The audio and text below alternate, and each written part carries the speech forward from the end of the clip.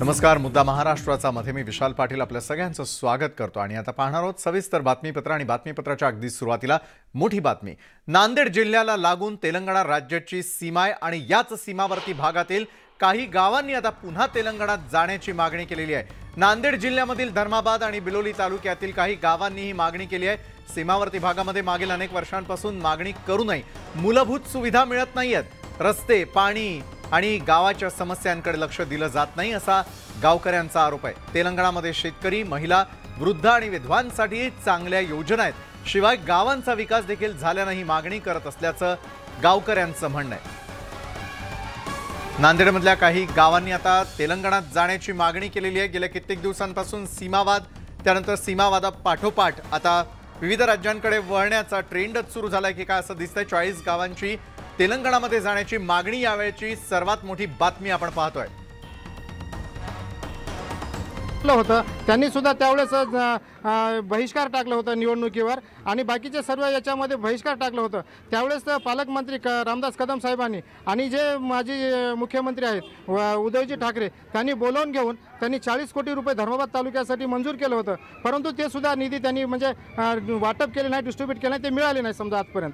आणि पुनर्वसनाचं जे आमच्या बनाळीसाठी जे आहे ते भरपूर म्हणजे दरवर्षी गावामध्ये घरामध्ये अतोनात पाणी शिरते, त्याच्यामध्ये गोरगरिबाच्या घरात पाणी शिरून नुकसान होते। शासनाने तुटपुंजी मदत दिली जाते, परंतु त्याच्यामध्ये आमचं काही म्हणजे निवारा होत नाही। पुनर्वसनाचा एकदम म्हणजे गंभीर प्रश्न आहे, जीवनमरणाचा प्रश्न आहे ते अधिक माहिती देतात आमचे प्रतिनिधी मुजीब शेख यावेळेला आपल्या सोबत जोडले गेले आहेत। मुजीब, आता नांदेडमधील ग्रामस्थही आक्रमक झालेल्या सीमावर्ती भागामध्ये असलेल्या गावांचे प्रश्न सुटत नाही, त्यामुळे इतर राज्यांकडे त्यांचा ओढा असल्याचं दिसतंय।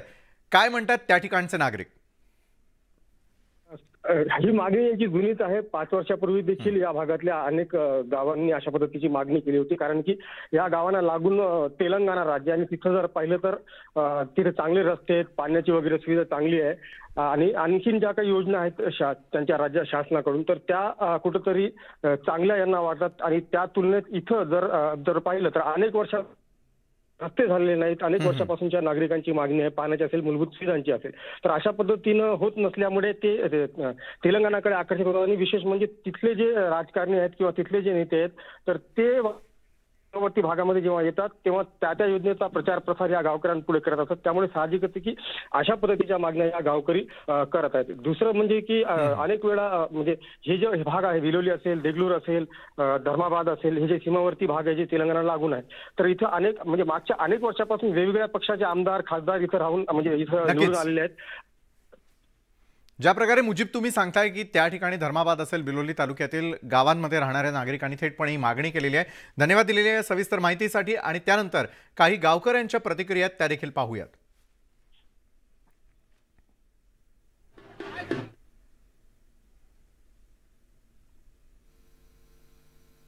मूलभूत सुविधा मिळत नसल्याचा आरोप करतात एका बाजूला की फर्स्ट आपल्याकडे जे महाराष्ट्र शासनाकडून कुठलीच दखल आजपर्यंत घेतली नाही, ही प्रखर प्रतिक्रिया आमची आहे। तेलंगणा सीएम के चंद्रशेखर राव यांना कळाले की ह्या बॉर्डरवरच्या लोकांना म्हणजे त्रास आहे, काही गोष्टींचा काय आहे, ह्याच्यासाठी त्यांनी एक पथक आमच्याकडे पाठवलं होतं। त्या पथकाचा रिस्पॉन्स त्यांनी एवढा चांगला घेतला आमच्याकडून की त्यांनी विचारलं की बाबा तुम्हाला काय त्रास आहे, आमच्या शासनाकडून आम्हाला काही मदत भेटत नाही चालली आहे आणि जे तुमच्या तेलंगणा सरकारकडून जे स्कीम्स राबवल्या जातात, मिशन भगीरथ जे आहे, प्रत्येक घराला फिल्टर पाणी फुकट दिलं जातं। आपल्या इथं ते आता प्रत्येक घराला पाणी भेटत नाही चाललंय आम्हाला इथं बॉर्डरला, तर त्यांच्याकडे फिल्टर पाणी फुकटमध्ये त्यांच्याकडे भेटते। आणि दुसरी गोष्ट शेतकऱ्यांसाठी विशेष म्हणजे रैतू बंधू एक योजना आहे, ती दरवर्षी 10,000 एकरला देते। आपली सरकार एकही रुपये देत नाही। आलेली तुटपुंजी मदत हे आम्हाला घेऊन सहन करावं लागते। आणि त्याच्यानंतर रैतू इन्शुरन्स म्हणजे ज्यांच्या नावावर 10 गुंठेही जमीन असेल त्यांचा जर कशाही पद्धतीने मृत्यू पावल्यास त्यांना बीडमधील शेकडो एकर देवस्थान जमीन घोटाळ्या प्रकरणामध्ये एक मोठी अपडेट समोर येते। आष्टी तालुक्यामधील 8 देवस्थानच्या जमीन घोटाळ्यामध्ये अखेर गुन्हा दाखल करण्यात आलाय। भाजपचे आमदार सुरेश धस यांच्या विरोधात गुन्हा दाखल झाल्यानं राजकीय वर्तुळामध्ये खळबळ उडाली आहे। गुन्ह्यामध्ये भाजप आमदार सुरेश धस, त्यांच्या पत्नी, भाऊ मनोज रत्नपारखी आणि असलम पठाण यांच्यासह इतर लोकांचा समावेश आहे। सर्वोच्च न्यायालयाच्या आदेशानंतर हा गुन्हा दाखल करण्यात आलेला आहे। आष्टी तालुक्यातील विठोबा देवस्थान खडकत, खंडोबा देवस्थान, श्रीरामचंद्र देवस्थान, चिखली, चिंचपूर आदी देवस्थानांचे कथित जमीन घोटाळा प्रकरण आहे. अधिकाऱ्यांच्या संगनमतानं या जमिनी हडपण्याचे प्रकार सुरू आहेत असं तत्कालीन मंत्री नवाब मलिक यांनी 2021 मध्ये आरोप केलेले होते.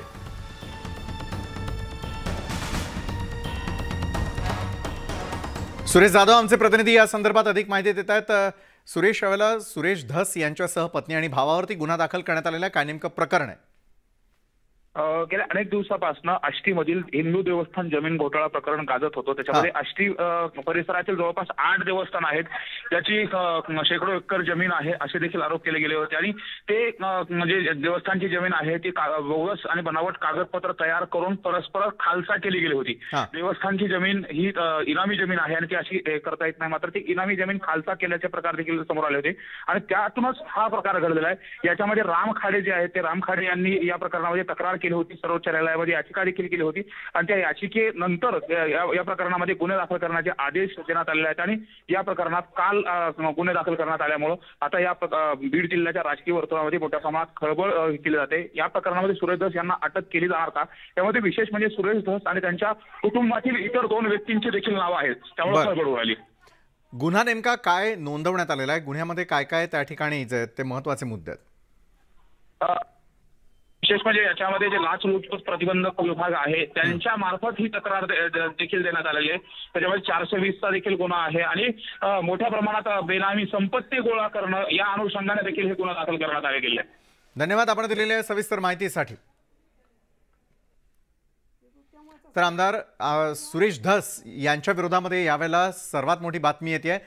सुप्रीम कोर्टाच्या आदेशानं पोलीस कारवाई करण्यात आलेली आहे. त्यांची पत्नी आणि भावावरती देखील गुन्हा दाखल करण्यात आलेला आहे आणि त्यामुळे भाजपचे आमदार सुरेश धस यांच्या विरोधातील गुन्हा हा सर्वात मोठा धक्का यावेळेला मानला जातो. देवस्थान जमीन घोटाळा प्रकरणामध्ये त्यांच्या पत्नीचं आणि भावाचं नाव आहे. मुंबईमध्ये गोवरमुळे सोमवारी आणखी एका 5 महिन्यांच्या बाळाचा मृत्यू झालाय. त्यामुळे गोवरनं झालेल्या मृतांची संख्या ही आता 15 इतकी झालेली असून यामध्ये मुंबईतील 12 जणांचा समावेश आहे. तसंच मुंबईमध्ये मंगळवारी गोवरचे 5 रुग्ण सापडलेले असून गोवरच्या रुग्णांची संख्या 308 इतकी झालेली आहे. त्याचप्रमाणे 118 संशयित रुग्ण सापडलेले असून मुंबईतील संशयित रुग्णांची संख्या 4180 इतकी झालेली आहे. आरोग्यमंत्री तानाजी सावंत यांची सुरू असलेली पत्रकार परिषद थेट जाऊयात. 4 बालकांचा मृत्यू झाला. 12 महिने ते 24 महिने याच्यातील 8 बालकांचा मृत्यू झाला आणि 25 महिने ते 60 महिने याच्यामध्ये 2 बालकांचा मृत्यू झालेला आहे. याच्यामध्ये 6 मुली, बालकामध्ये 6 मुली आणि 8 मुले आहेत आणि एका बालकानं गोवरची लस घेतलेली नव्हती. हे जरी प्रायमा फेसी असं दिसत असेल तरी सुद्धा ह्या 14 बालकामध्ये बाकीच्याही काही डिसीज असतील, काही कुपोषित असतील, जन्मदाच काही त्याचं वेट लॉस वगैरे ह्या सगळ्या डिसीज होत्या. त्याचा सविस्तर अहवाल आपल्याकडे येईलच. आता सध्या ह्याच्यावरती प्रभावीपणे ही योजना राबवण्यासाठी गोवर प्रभावित भागात एकूण कार्यरत सर्वेक्षण पथकं हे 825 आहेत. आतापर्यंत सर्वेक्षण करण्यात आलेली घरं आपल्या मुंबई महानगरपालिकेमध्ये बीएमसीमध्ये 9,80,833 आहेत. व्हिटॅमिन ए ची मात्रा की जेणेकरून ते फास्ट ट्रॅकवरती बालक नॉर्मल होतं अशा मात्रा आतापर्यंत 24,015 बालकांना आपण दिलेल्या आहेत. गोवर रुबेला पहिला डोस देण्यात आलेली बालकांची संख्या ही 8,654 आहे. गोवर रुबेला दुसरा डोस दिलेल्या बालकांची संख्या 6,620 आहे. आणि हे फक्त मुंबई महानगरपालिकेपुरतं नाही तर आपण महाराष्ट्रामध्ये संपूर्ण कुठं पेशंट किती आहेत ह्याचा पूर्ण तक्ता मागून घेतला. काल आम्ही सर्व आढावा बैठक महाराष्ट्राची घेतली होती. त्यामध्ये जवळपास 26 ठिकाणी ह्या ठिकाणी गोवरचा उद्रेक झालेला आहे. त्यामध्ये मुंबई असेल, ठाणे असेल, नवी मुंबई, परत उल्हासनगर, भिवंडी, मीरा भाईंदर हे लोकल तुमच्या ह्याच्यातले. आणि बाहेरचं जर केलं तर सोलापूर, पीसीएमसी, पीएमसी, पुणे आणि जळगाव, धुळे, अहमदनगर अशा सगळ्या ठिकाणी आम्ही सर्वेक्षणही केलं. 26 ठिकाणची माहिती पूर्ण घेतली. ज्या ज्या ठिकाणी हाय डेन्सिटी, हाय पॉप्युलेटेड एरिया आहे, मग त्याच्यामध्ये महानगरपालिकेचं क्षेत्र असेल, मेगा सिटी, मेट्रो सिटी आणि ह्याच्यामध्ये एकंदरीत टोटल पेशंट 700 आहेत आणि ह्याच्यामध्ये आउट ऑफ 700 14 जणांचा मृत्यू झालेला आहे. ही आजची अवस्था. आणि म्हणून ह्याच्यानंतर त्या दिवशी मी पुण्यातूनही मागच्या आठवड्यामध्ये व्हीसीद्वारे आपले हे सर्व हाय डेन्सिटी एरियाचे कमिशनर असतील, आमचे CS असतील, DH असतील, या सर्वांची मीटिंग कंडक्ट करून इफेक्टिव्ह स्टेप्स काय घ्यायच्या याच्यामध्ये, कारण आपण एकदा ह्या महामारीला पूर्वी फेस केलेलं आहे कोरोनाला. अशा पद्धतीची साथ जर आपल्याला रोखायची असेल तर आपल्याकडे यंत्रणा ऑलरेडी तयार आहे. त्या आरोग्यमंत्री तानाजी सावंत बोलत होते. संपूर्ण महाराष्ट्रामध्ये गोवरची सध्याची असलेली परिस्थिती या संदर्भातली ते माहिती देतात. त्यानंतर बोलूयात पुढच्या बातमीकडे. खासदार संजय राऊत यांनी मुख्यमंत्री एकनाथ शिंदे आणि भगतसिंग कोश्यारी यांच्यावरती पुन्हा एकदा टीकास्त्र सोडलेलं आहे. शिवरायांबद्दल वक्तव्य करणाऱ्या राज्यपालांवर कारवाई केली असती तर शिवप्रताप दिनाचं महत्त्व आणखी वाढलं असतं, अशी टीका राऊतांनी केली आहे. दरम्यान शिंदेंना अभिवादन करण्याचा अधिकार आहे का, असा सवालही त्यांनी उपस्थित केलाय. दरम्यान कर्नाटक महाराष्ट्र सीमावादासंदर्भात वकील पाठवल्याचं राऊतांनी म्हटलंय.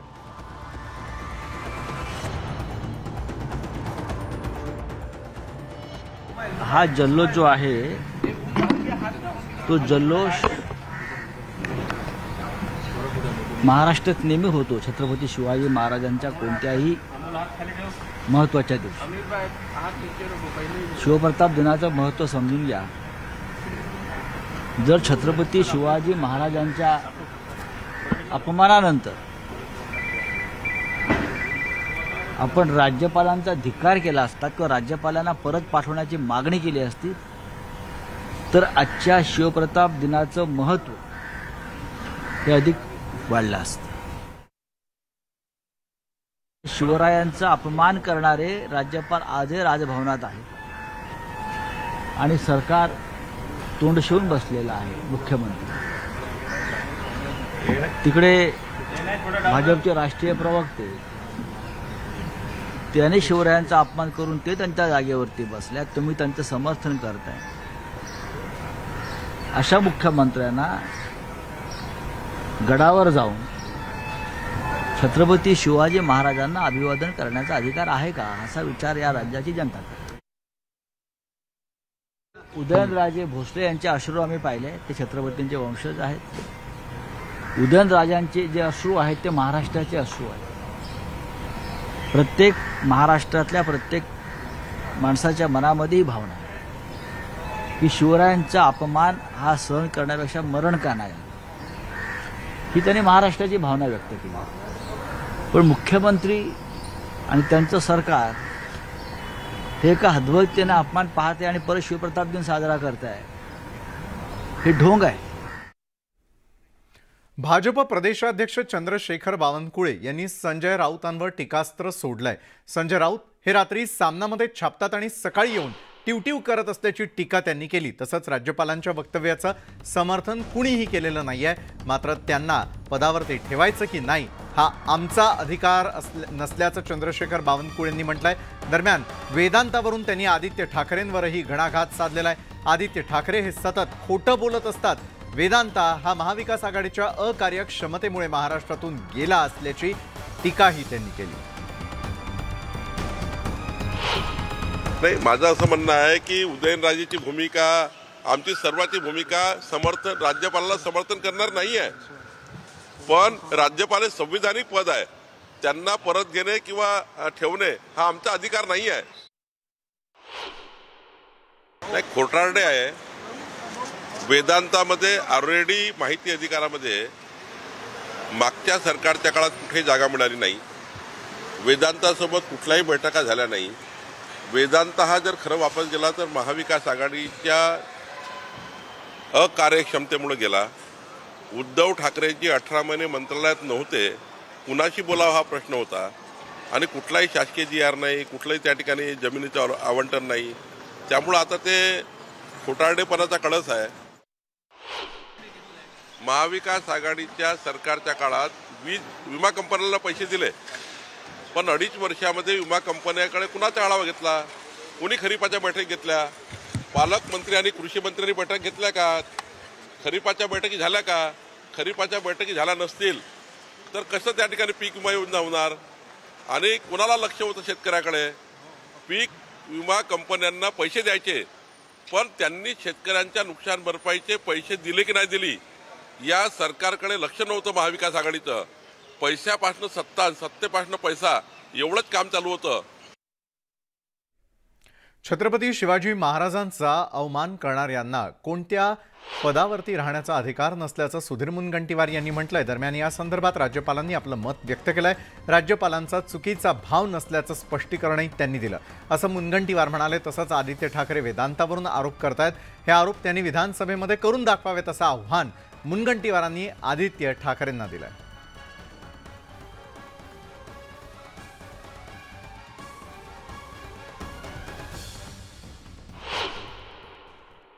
आरोप प्रत्यारोप होत आहे. फॉक्सकॉन महाराष्ट्रात येणार होता. आदित्य ठाकरे बोलले आहेत. मला असं वाटतं की पत्रकारांच्या समोर पत्रकार परिषदा घेऊन चॅनलच्या समोर आरोप करणाऱ्यांना माझं एवढंच आवाहन आहे की हे आरोप नागपूर अधिवेशनामध्ये विधानसभेत त्यांनी करावे. विधानसभेच्या आयुधांचा उपयोग करून त्यांनी प्रश्न उपस्थित करावे, अर्धा तास चर्चा उपस्थित करावी आणि सरकार त्या पवित्र सभागृहामध्ये त्या संदर्भातलं उत्तर देईल. आणि मला वाटतं की दूध का दूध पाणी का पाणी. मला त्या सोहळ्यामध्ये आजपर्यंत कोणतेही राजकीय नेते जातच नव्हते. तो सरकारी समारोह असायचा. या वर्षीचं वैशिष्ट्य असं झालं की आमच्या विभागाने जेव्हा आमच्यासमोर हा प्रस्ताव आला तेव्हा 0.22 हेक्टरचं अफजलखानाच्या कबरीच्या जवळचं जे अतिक्रमण होतं ते आम्ही काढलं. त्या विभागाच्या जनतेचा आता आग्रह होता की राजकीय नेत्यांनी उपस्थित राहावं, म्हणजेच आम्ही सर्वांनी उपस्थित राहावं. छत्रपती शिवाजी महाराजांचा अवमान करणाऱ्याला कुठेही कोणत्याही ठिकाणी पदावर राहण्याचा अधिकार नाही हे मान्यच आहे. पण जेव्हा महामहिम राज्यपाल महोदयांनी एकदा नव्हे तीनदा सांगितलं की मी असा अवमान करणारा माझा कोणताही भाव नाही, अशा पद्धतीने मी कदापिही अवमान करूच शकत नाही, हे एकदा नव्हे तीनदा सांगितल्यावर भाजपचे नेते किरीट सोमय्या यांनी दापोलीच्या रिसॉर्टबाबत एक नवं ट्विट केलेलं आहे. पर्यावरण मंत्रालयाने या दोन्ही रिसॉर्टला पर्यावरण नुकसान भरपाई म्हणून 5,05,50,000चा दंड आकारलेला आहे. CRZ-मध्ये समुद्र किनाऱ्यावरती रिसॉर्ट्स बांधून पर्यावरणाची हानी केल्याप्रकरणी हा दंड ठोठावण्यात आल्याचं सोमय्यांनी म्हटलंय. 22 सप्टेंबर 2022ला 15 दिवसांच्या आत पैसे भरण्याचे आदेश देण्यात आलेले होते.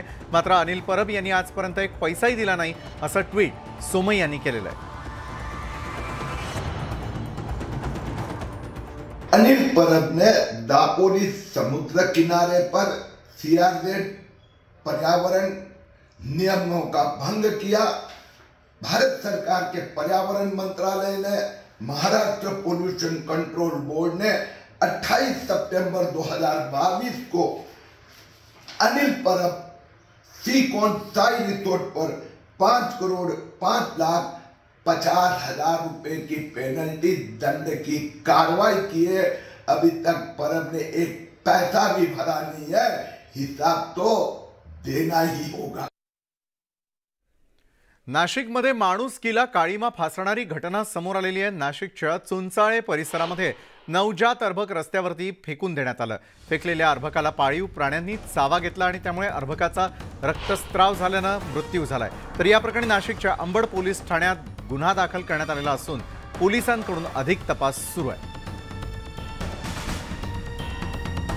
लक्ष्मण घाटोळांचे प्रतिनिधी अधिक माहिती या संदर्भातले देत आहेत. लक्ष्मण, माणुसकीला काळीमा फासणारी घटना घडलेली आहे. अर्भकाचा मृत्यू ही या क्षणाची सर्वात मोठी बातमी. काय अधिक माहिती आहे? नाशिकच्या चुंचाळे शिवार परिसरातील ही धक्कादायक घटना आहे आणि अतिशय माणुसकीला काळीमा फासणारी आणि मन हिलावून टाकणारी ही दृश्य आपण बघतोय. खरं तर एक अर्भक आहे ज्याला रस्त्यावर फेकून देण्यात आलं होतं आणि हे अर्भक ज्या वेळेला रस्त्यावर फेकण्यात आलं त्यावेळेला ते जिवंत अवस्थेत असावं असा अंदाज वैद्यकीय विभागाचा आहे. आणि ज्या वेळेला हे अर्भक रस्त्यावर फेकण्यात आलं त्यानंतर त्या ठिकाणी असलेल्या पाळीव प्राण्यांनी त्याचे लचके तोडले आणि यामध्ये ह्या अर्भकाचा मोठ्या प्रमाणात रक्तस्राव होऊन त्याचा उपचाराच्या दरम्यान मृत्यू झालेला आहे आणि या प्रकरणी नाशिकच्या अंबड पोलीस ठाण्यांमध्ये संशयितांविरोधामध्ये तक्रार दाखल करण्यात आलेली आहे। त्यामुळे आता या प्रकरणामध्ये पोलिसांकडून अर्भक फेकणाऱ्यांवर काय कारवाई केली जाते याचा देखील भाग महत्त्वाचा असणार आहे। मात्र या प्रकरणामध्ये 2 संशयितांचे सीसीटीव्ही फुटेज देखील पोलिसांना प्राप्त झालेले आहे। त्या सीसीटीव्हीच्या आधारावर पोलीस हे अर्भक फेकणाऱ्या संशयितांचा शोध घेत आहे। नक्कीच धन्यवाद आपण दिलेल्या सविस्तर माहितीसाठी लक्ष्मण। तर माणुसकीला काळीमा फासणारी ब्रेक नंतर आपण पाहताय मुद्दा महाराष्ट्राचा। गुजरातच्या वडोदरा इथं MD ड्रग्सचा मोठा साठा जप्त करण्यात आला। 500 कोटींचं ड्रग्ज यावेळी पकडण्यात आलं। तर या प्रकरणी 5 आरोपींना अटक करण्यात आलेली आहे। एका कंपनीत छापा टाकून हा ड्रग्सचा मोठा साठा पकडण्यात आलेला आहे। तर मागील 1 महिन्यापासून या कंपनीमध्ये ड्रग्ज तयार केलं जात होतं। हे ड्रग्ज मुंबईमध्ये पाठवण्यात येणार असल्याची माहिती देखील मिळते। 500 कोटींचं ड्रग्ज हस्तगत करण्यामध्ये सर्वात मोठी या ठिकाणी बातमी येत असताना मोठं यश मिळालं आहे गुजरातच्या वडोदरा या ठिकाणी। गुजरात ATSने केलेली सर्वात मोठी कारवाई आहे। प्रशांत लीला रामदास आमचे प्रतिनिधी अधिक माहिती देत आहेत। प्रशांत, यापूर्वी देखील संपूर्ण देशभरामध्ये ATSनं फार मोठ्या कारवाया केलेल्या होत्या, मात्र तरी देखील 500 कोटींचं ड्रग्ज गुजरातच्या वडोदऱ्यात सापडलेलं आहे। काय अधिक माहिती आहे? बरोबर आहे। गुजरातच्या ATSच्या वतीने काल रात्रीही अनेक ठिकाणी धाडी टाकण्यात आल्या आणि त्या धाडीमध्ये एक मोठी कारवाई केली आहे। MD ड्रग्स बनवणाऱ्या ज्या कंपनीला पकडण्यात आलेलं आहे आणि सोबतच गुजरात ATSने या सगळ्यांच्या याच्यातून जप्त केलेली जवळपास 500 कोटीची ड्रग्स आहे। यामध्ये 5 लोकांना त्यांना ताब्यात घेण्यात आलेलं आहे। गेल्या 1 महिन्यापासून हे ड्रग्स प्रोसेस केली जात होती आणि ही सर्व जे ड्रग आहे हे मुंबईला या सप्लाय केली जात होती किंवा पुरवठा केला जातो आणि त्यासाठी ही सगळी गुजरातमध्ये वडोदऱ्यामध्ये ही या प्रकारच्या एका ठिकाणी ही सगळ्या प्रकारची कारवाई होत होती आणि त्यासाठी तो कारखाना चालवला होता। त्यामुळे गुजरात ATSने ही मोठी कारवाई म्हणावी लागेल। जवळपास 500 कोटीची ड्रग्स जप्त करण्यात आलेली आहे। नक्कीच धन्यवाद आपण दिलेल्या सविस्तर माहितीसाठी। तर गुजरातमध्ये सर्वात मोठी करण्यात आलेली कारवाई, ATSने केलेल्या कारवाईमध्ये 500 कोटींचं ड्रग्ज हस्तगत करण्यात यश। नाशिकमध्ये 6 अधिकाऱ्यांविरोधात अॅट्रॉसिटीचा गुन्हा दाखल करण्यात आलेला आहे। रेशनचा काळा बाजार करणाऱ्या संशयिताला जातीवाचक शिवीगाळ केल्याची तक्रार करण्यात आलेली आहे। तर न्यायालयाच्या आदेशानंतर नाशिक ग्रामीण पोलिसात या प्रकरणी गुन्हा दाखल करण्यात आलाय। तत्कालीन पोलीस अधीक्षक, तहसीलदार, 2 पुरवठा अधिकारी, पोलीस निरीक्षक, पोलीस कर्मचारी आणि मनसेच्या एका राज्यस्तरीय पदाधिकाऱ्याविरोधात हा अॅट्रॉसिटीचा गुन्हा दाखल करण्यात आलाय।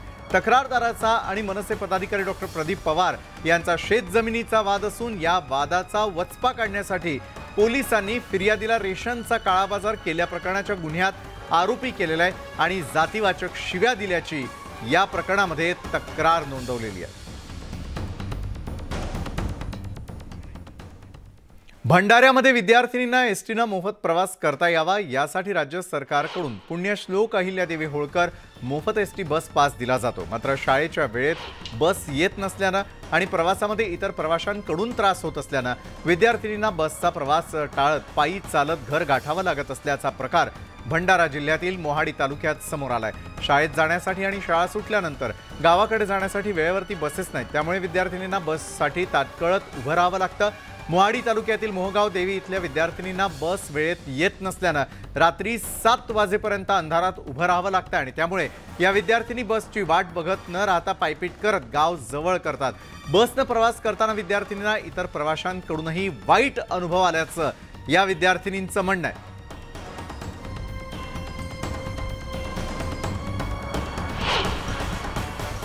ह्या मुली थांबतात तिथं काही वेळापर्यंत, अर्धा-पाऊण तासपर्यंत आणि मग बस न आल्यामुळे त्या सरळ पायी जातात पुरी आणि एकदा नाही अनेकदा ह्या मला पण दिसल्या पायी जाताना।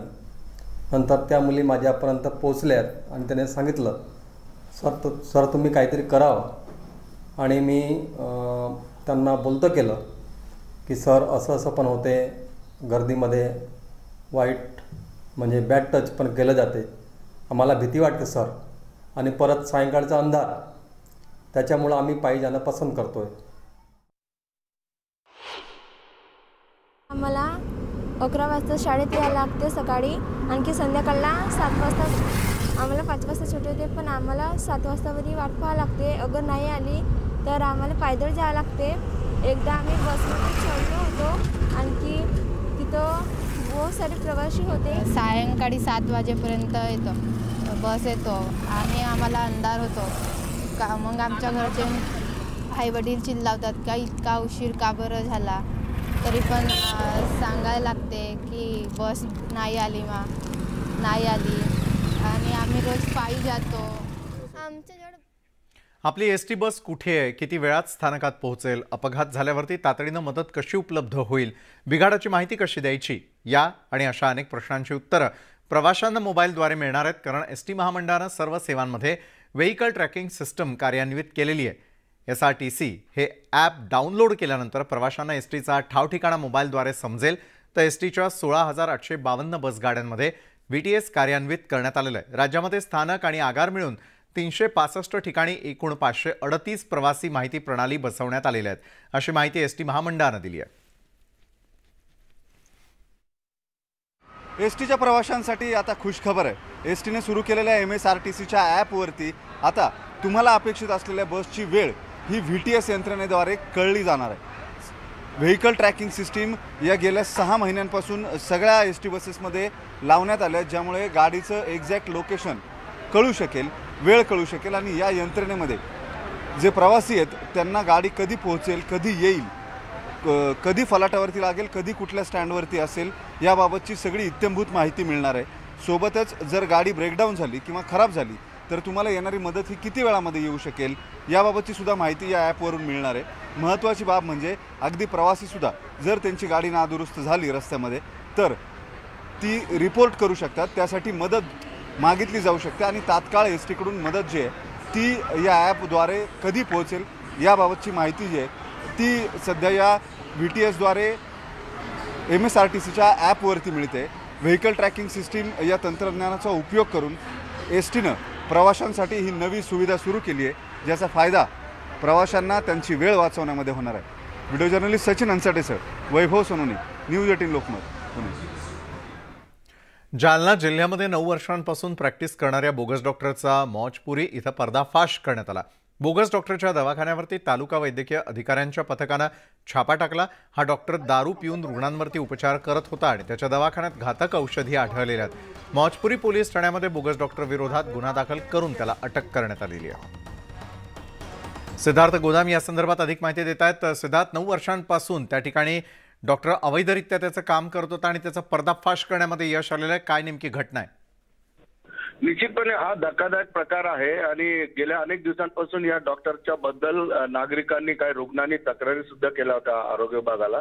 इतके दिवस आरोग्य विभागाने सुद्धा त्याकडे दुर्लक्ष केलं होतं. मात्र आता अधिकाऱ्यांनी मनावर घेऊन त्या ठिकाणी रेड मारली, त्याचा छापा मारला. तर विचित्र अवस्थेत हा डॉक्टर सापडलेला आहे. चक्क दारू पिऊन हा डॉक्टर छाप्याच्या वेळेस सापडला. याच्या आधी सुद्धा तो दारू पिऊन उपचार करायचा, अशा पद्धतीच्या तक्रारी केलेल्या आहेत. आणि घातक औषधी त्याच्याकडे सापडलेल्या आहेत, ज्या रुग्णांना त्यांनी याआधी दिलेल्या आहेत. निश्चितपणे ही मोठी घटना आहे, कारण बोगस डॉक्टरांचा सुळसुळाट अनेक ठिकाणी असतो. मात्र आरोग्य विभाग सुद्धा त्याला कुठेतरी थोडा कानाडोळा करतो, म्हणून अशा पद्धतीची जी हिंमत वाढत असते. गेल्या 9 वर्षांपासून हा डॉक्टर त्या ठिकाणी रुग्णांच्या जीवाशी खेळत होता. मात्र आता त्या डॉक्टरला अटकही करण्यात आलेली आहे. तो अटक करताना सुद्धा दारू पिलेला होता. एकंदरीत त्या डॉक्टरकडे कसले सर्टिफिकेट आहेत का नाही आहेत, आता याचा तपास अधिकपणे आरोग्य विभागाला करावा लागेल. नक्कीच रुग्णांच्या जीवाशी हा सरळपणे खेळ असल्याचं दिसतं. त्यामुळे प्रशासनाने अशा बोगस डॉक्टरांना शोधून काढणं अत्यंत आवश्यक आहे. धन्यवाद सिद्धार्थ दिलेल्या या सविस्तर माहितीसाठी. तर संपूर्ण दिवसभर आणखी कुठले मुद्दे गड उभं करण्याचं महापराक्रमी काम केलं, अशा या महाराष्ट्राच्या आराध्य दैवत छत्रपती शिवाजी महाराजांना मी मनापासून कोटी कोटी प्रणाम करतो, त्यांना वंदन करतो. खरं म्हणजे इथे येताना या सगळ्या भूमीमध्ये छत्रपती शिवाजी महाराजांच्या पदस्पर्शाने पुनीत झालेली भूमी, तिथे आल्यानंतर अंगावर रोमांच शारे उभे राहिल्याशिवाय या ठिकाणी राहत नाही. अशा प्रकारचा पराक्रम छत्रपती शिवाजी महाराजांनी आपल्या मावळ्यांच्या सोबतीने साथीने घडवला. खरं म्हणजे त्या काळची परिस्थिती आठवली तर आजही अंगावर शारे उभे राहतात. छत्रपती शिवाजी महाराज की जय म्हटलं तरी अंगावर शारे उभे राहतात. अशा या महापराक्रमी राजाच्या पदस्पर्शाने पुनीत झालेल्या भूमीमध्ये आज आपण आहोत. हे आपल्या सगळ्यांचं भाग्य आहे. आणि येता येता सगळ्यात उंच असा भगवा झेंडा, भगवा ध्वज छत्रपतींचा फडकवण्याचं देखील भाग्य माझ्यासारख्या कार्यकर्त्याला लाभलं. आणि त्यासाठी देखील मी स्वतःला भाग्यवान समजतो. आज येताना अनेक सगळे कार्यकर्ते, शिवभक्त, शिवप्रेमी नागरिक, बांधव भगिनी रस्त्याने भेटत होत्या. त्यांच्या चेहऱ्यावर एक विलक्षण आनंद होता, एक वेगळा उत्साह होता. पत्रकार मित्रांनी देखील मला विचारलं की आज आगळा वेगळा उत्साह, जल्लोष, जोश या सगळ्यांच्या चेहऱ्यावर पाहायला मिळतोय. मी त्यांना म्हणालो होय. याचं कारण आपल्या या महापराक्रमी राजाच्या पराक्रमाची साक्ष देणारा हा भाग आहे. इथल्या मातीमध्ये त्यांचं जे काही शौर्य आहे, त्या काळचं त्यांचा जो पराक्रम आहे, आजही इथली माती साक्ष देते आहे. आणि म्हणून या मातीमध्ये आल्यानंतर सगळ्यांच्याच, माझ्या सकट सगळ्यांच्याच भावना त्याच आहे की या राजाने महाराष्ट्राचा इतिहास घडवला, महाराष्ट्र घडवला, हे राष्ट्र घडवलं. रयतेच्या भाजीच्या देठालाही हात लागता कामा नये अशा प्रकारचा कारभार आपल्या राजांनी केला. एक आदर्श राजा म्हणून त्यांच्याकडे सारं जग पाहतं. आणि मी मगाशी म्हणालो त्याप्रमाणे या गडाची जी काही बांधणी आहे, बांधणी पाहिल्यानंतर या उंच अशा ठिकाणी पाण्याचा साठा असेल, तोफेचा मारा करायची जागा असेल, प्रवेशद्वार असेल, हे सगळं पाहिल्यानंतर आजचं देखील सगळंच आपण कुठंतरी कमी आहोत अशा प्रकारची भावना या ठिकाणी निर्माण होते. म्हणजे दूरदृष्टी असलेला राजा, एक रयतेचं रक्षण करणारा राजा, या रयतेच्या रक्षणासाठी सदैव तत्पर असलेला राजा, हे त्यांच्या कृतीतून या ठिकाणी जाणवतं. आणि म्हणून आजचा हा 363वा शिवप्रताप दिन सोहळा या ठिकाणी आपण साजरा करतोय. गेले अनेक वर्ष या ठिकाणी अनेक शिवभक्तांची मागणी होती. त्याच्यामध्ये आपले अनेक लोक आहे, नितीन शिंदे मगाशी आपण म्हणालात, या ठिकाणी अनेक कार्यकर्ते, अनेक शिवभक्त, या ठिकाणी सगळ्यांची इच्छा होती. मी सगळ्यांची नावं घेणार नाही, परंतु प्रत्येकाची एक भावना होती, या गडावर असलेलं अतिक्रमण दूर झालं पाहिजे. कोर्टाचे देखील निकाल होते, परंतु या ठिकाणी कायद्याने, नियमाने काम करण्याचं धाडस देखील काही लोक दाखवत नव्हते. परंतु छत्रपती शिवाजी महाराजांचा आदर्श मानून हे जे राज्य आम्ही स्थापन केलंय, छत्रपती शिवाजी महाराजांचा आदर्श डोळ्यासमोर ठेवून बाळासाहेबांच्या विचारांचं सरकार स्थापन झालंय. धर्मवीर आनंद दिघे साहेबांच्या शिकवणीतलं सरकार स्थापन झालंय. आणि जेव्हापासून सरकार स्थापन झाल्यानंतर मी आणि उपमुख्यमंत्री देवेंद्रजी आणि आमचे मंत्रिमंडळातले सहकारी, मगाशी शंभूराज देसाई यांनी सांगितलं की एकही कॅबिनेट अशी नाही की त्या कॅबिनेटमध्ये लोकहिताचे निर्णय नाहीत. सर्वसामान्य शेतकरी, कष्टकरी, कामगार सगळे यांना सगळ्यांना सुखाचे समाधानाचे दिवस आले पाहिजे ही भावना मनामध्ये निर्माण करून मनामध्ये ठेवून आम्ही निर्णय घेतोय। आणि म्हणून या ठिकाणी मी या जिल्ह्याचे जिल्हाधिकारी आणि पोलीस अधीक्षक यांचं मनापासून अभिनंदन करतो। त्यांनी जे काही लोकांच्या मनामध्ये होतं, लोकांच्या भावना ज्या होत्या आणि न्यायालयाने देखील निवाडा दिल्याप्रमाणे अतिक्रमण काढून टाकण्याची कारवाई केली। आणि म्हणून आज त्याचमुळे या सगळ्यांच्या भावना, शिवभक्तांच्या भावना ज्या आहेत त्या आगळ्या वेगळ्या आहेत। खरं म्हणजे हा इतिहास आहे आपला, छत्रपती शिवाजी महाराजांचा इतिहास हा कुणालाही पुसता येणार नाही। आणि म्हणून जे केलंय या शिवाजी महाराजांच्या इतिहासाची साक्ष देणारे जे काही विषय आहेत हे राज्य सरकार पुढे नेल्याशिवाय राहणार नाही, एवढंच मी या प्रसंगी आपल्याला सांगू इच्छितो। खऱ्या अर्थाने छत्रपती शिवाजी महाराजांच्या इतिहासाची उदाहरणं जागोजागी दिसत आहेत आणि हा इतिहास जो आहे त्या इतिहासामधून आपल्याला शिकायचं आहे, स्फूर्ती घ्यायची आहे, प्रेरणा घ्यायची आहे। आणि ती प्रेरणा आणि स्फूर्ती घेण्यासाठी आपण आज या ठिकाणी आलेलो आहोत। मला जेव्हा शंभूराज देसाई यांनी सांगितलं की या ठिकाणी आपल्याला एक उंच भगवा ध्वज फडकवायचा आहे आणि शिवप्रताप दिन जो आहे तो साजरा करायचा आणि त्याला मुख्यमंत्र्यांनी यायचं आहे, मी म्हणालो यापेक्षा काय माझ्यासाठी मोठा भाग्याचा दिवस असू शकतो। आणि म्हणून सगळी कामं जी आहेत आज या शिवप्रताप दिनापेक्षा दुसरी कामं महत्त्वाची असू शकत नाहीत।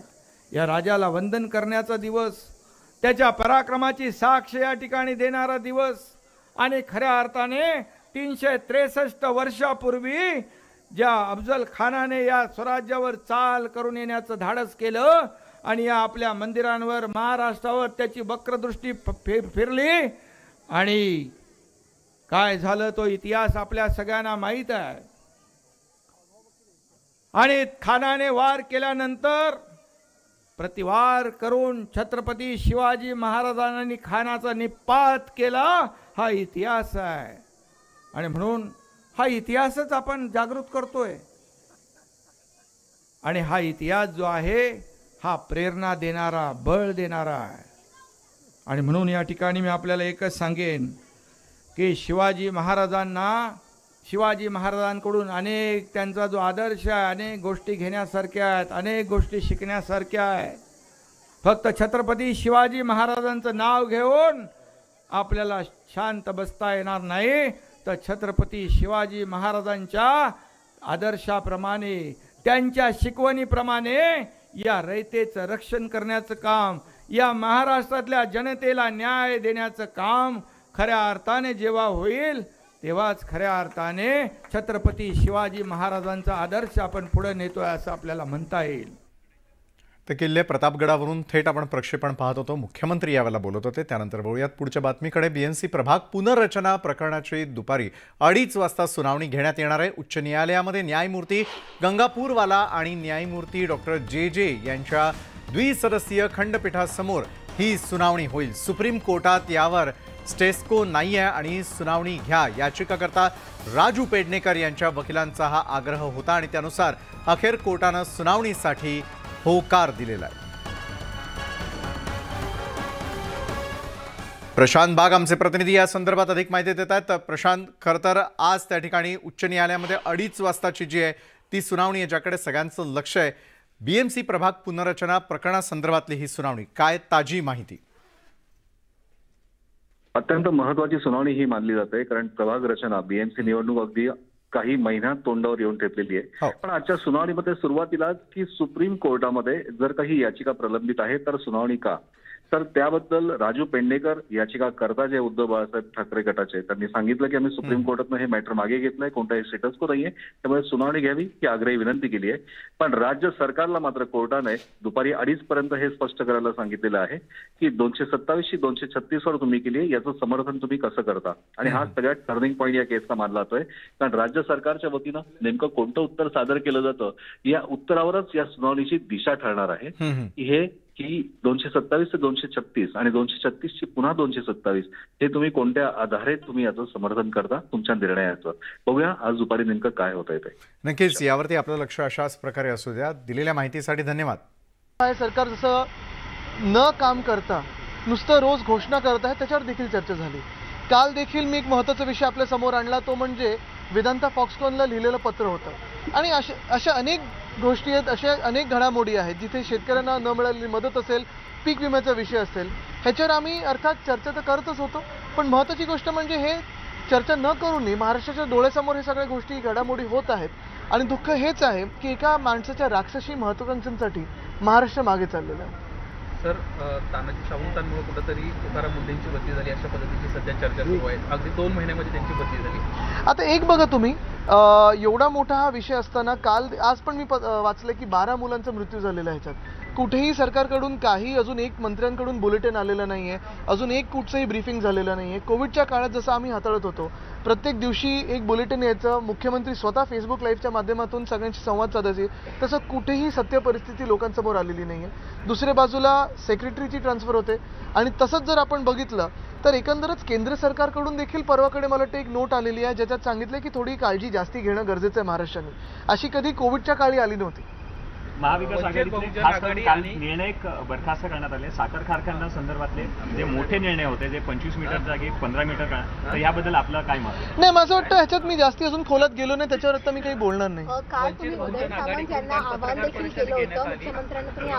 उदय सामंतांना मी कधीच आवाहन केलेलं नाहीये, कारण त्यांना उद्योग मंत्री म्हणून मी काम करताना पाहिलंच नाहीये आणि त्यांना या पूर्ण प्रोसेसमधून ह्या सरकारने देखील बाहेर ठेवलेलं आहे. 18 महिने सरकार काही केलं नाही, जागाही दिली नाही आणि सुधीर मुनगंटीवार म्हणतात की हा प्रकरण विधानसभेमध्ये आदित्य ठाकरेंनी उपस्थित करावा जेणेकरून आम्हाला पूर्ण उत्तर. नाही, मला त्यांच्याकडून उत्तरच अपेक्षित नाहीये. मुळात असं आहे ना की ज्यांचा या खात्याशी संबंध नाही ते का उत्तर देत आहेत. ज्यांना मी सांगितलेलं आहे, ज्यांना मी चॅलेंज केलेलं आहे, ते स्वतः घटनाबाह्य मुख्यमंत्र्यांना चॅलेंज केलेलं आहे की सगळं तुम्ही खातं घेऊन या, तुम्ही बसा मंचावर, प्रेस समोर असू द्या आणि माझ्यासोबत डिबेट करा. पण मी केलं चॅलेंज ते मुख्यमंत्र्यांना केलेलं आहे जे घटनाबाह्य आहेत, पण तरी देखील आज खुर्चीवर बसलेले आहेत. एक बघा, आपण कालचं पण जे पत्र आहे ते स्वतः MIDCने लिहिलेलं आहे. जर कोणी काहीच नसेल केलं तर मग MOU कशाचं साईन करणार होते ह्याचं त्यांनी उत्तर द्यावं. मग 29 ऑगस्टला उपमुख्यमंत्री का भेटले त्यांना ह्याचं त्यांनी उत्तर द्यावं. MOU साईन कधी आपण करतो? जेव्हा सगळं काही ठरतं. आणि आता उद्या आपण हे पक्क करणार, त्याच्यावर MOU होत असतो. त्याच्यात पुढे असं देखील लिहिलेलं आहे की MOU नंतरच कॅबिनेटची नोट तयार होणार आहे आणि ती केंद्र सरकारकडे जाणार आहे. म्हणजे केंद्राकडे बोट हे खोके सरकार दाखवत आहे.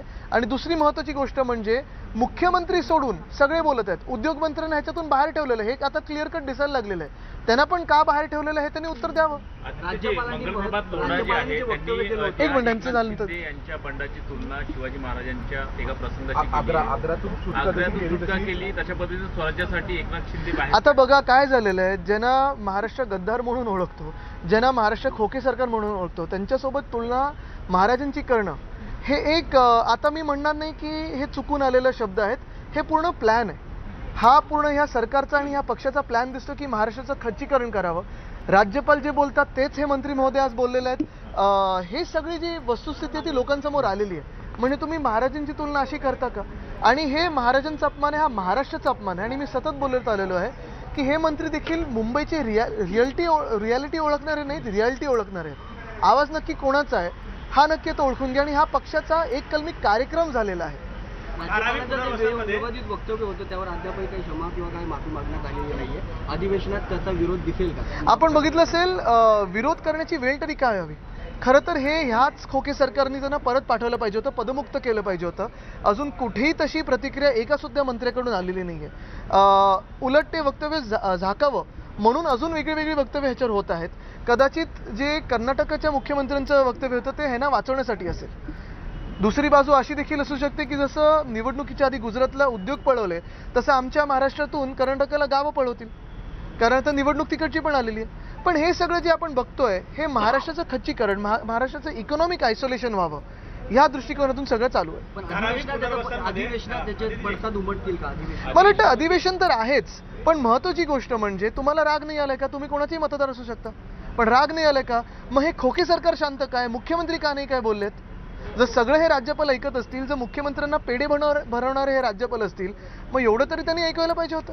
आणि जे धारावी पुनर्वसनमध्ये त्याची सुनावणी कोर्टात सुरू असतानाही एका मोठ्या उद्योगपतींना त्याचं टेंडर देण्यात आलं आहे आणि दुसरीकडे सेंट्रलमध्ये आधी पत्र दिलं होतं की धारावी पुनर्वसनासाठी जी जागा सेंट्रलची आहेच नाही, मग ती आम्ही जागा दिली नाही, असे मोठे अनेक व्यवहार झाले. तरीही ते याचं थोडं मला माहितीगीर उत्तर द्यावं लागेल. सर ठीक आहे, काल जो करार झाला त्याच्यावर आपण आता भाष्य करताय, पण काल त्या संबंधित कंपनीचे वरिष्ठ अधिकारी यांनी महाविकास आघाडी सरकारच्या कार्यकाळामध्ये आम्हाला रिस्पॉन्स केला नाही, आज बरोबर 2 महिन्यामध्ये आमचा हा करार झाला अशा स्वरूपाचं वक्तव्य केलं होतं आणि तुमच्यावर टीका केली होती. नाही, चांगलं आहे, पण हे अधिकारी कोण आहेत? कारण जे आमच्यासोबत तिथे डॅव्हॉसला होते त्यांना माहिती असेल की त्यांचेच फोटो आमच्यासोबत आहेत आणि मी सिनारमासचं स्वागत करतो. हे आधीपासूनचा एक प्रकल्प आहे सिनारमासचा, हा दुसरा प्रकल्प त्यांचं एक्सटेन्शन येत आहे. डॅव्हॉसमध्ये आपण बघितलं असेल, आज ट्विट देखील मी केलेला आहे तिकडचा फोटो आमचा. नंतर आलेलं जेव्हा सरकार आमचं पाडलं गेलं, जेव्हा गद्दारी झाली आणि सरकार पाडलं, त्याच्यानंतर मंत्रिमंडळाची बैठक नाही झाली, नाही तर हा आम्ही प्रकल्प जुलैमध्ये आणला असता. तुम्ही विचार करा, खोके सरकारला एक प्रकल्प आम्ही डॅव्हॉसमध्ये सही केलेला, त्याला 5 महिने लागले तिथे एक्झिक्यूट करायला. म्हणजे ह्या वेगाने जर सगळं काही चालत असेल तर मला वाटतं नक्कीच कुठची इंडस्ट्री ह्या राज्यात येणार नाही. माझी ही इच्छा आहे की कुठचंही सरकार असो, कोणाचंही सरकार असो, कुठच्याही पक्षाचं सरकार असो, हे सरकार बनायच्या आधीपर्यंत सगळी आधीची जी सरकार आहेत त्या सरकारांच्या काळात जशी उद्योग आपल्या राज्यात आले तसं यावं. सर अगेन महाराष्ट्राचं खच्चीकरण केलं जातंय. राज्यपालांना कधी पदमुक्त केलं जाणार, तर या संदर्भामध्ये अनेक मुद्द्यांवरती यावेळेला आदित्य ठाकरे बोलत होते, ज्याचं थेट प्रक्षेपण आपण न्यूज 18 लोकमतवर पाहिलं. तर हेच असतील महत्त्वाचे मुद्दे. संपूर्ण दिवसभर मुद्दा महाराष्ट्राचा. तर आजच्या मुद्दा महाराष्ट्राचा मध्ये वेळ झाली. इथंच थांबण्याची ताज्या घडामोडींसाठी पाहायला विसरू नका न्यूज 18 लोकमत.